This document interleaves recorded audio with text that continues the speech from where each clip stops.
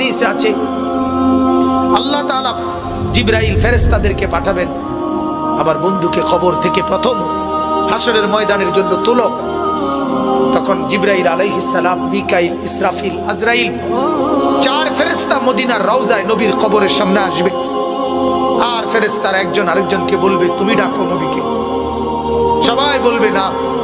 শেষ পর্যন্ত বলবে, জিবরাইল তোমার সাথে নবীর মহব্বত বেশি, তুমি বেশি আসছিলা গেছিলা দুনিয়াতে, তুমি ডাক দাও, আমরা সাহসে কুলায় না।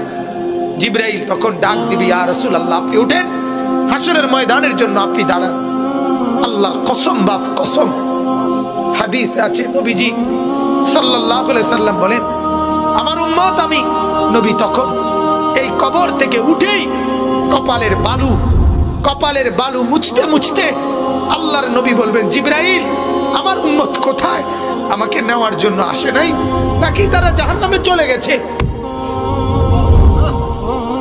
জিবরাইল তখন চোখের পানি ফেলে বলবেন, না ইয়া রাসূলুল্লাহ, এখনো কেউ কবর থেকে উঠে নাই, কাউকে আল্লাহ এখনো উঠায় নাই, আপনি উঠলে এরপরে সবাই উঠবে। উঠেই নবী বলছে, হায় আমার উম্মত কই, আমার উম্মত আমারে নিতে আসলো না। ভিডিওটি ভালো লাগলে লাইক, কমেন্ট, শেয়ার করে এবং সাবস্ক্রাইব করে পাশে থাকবেন।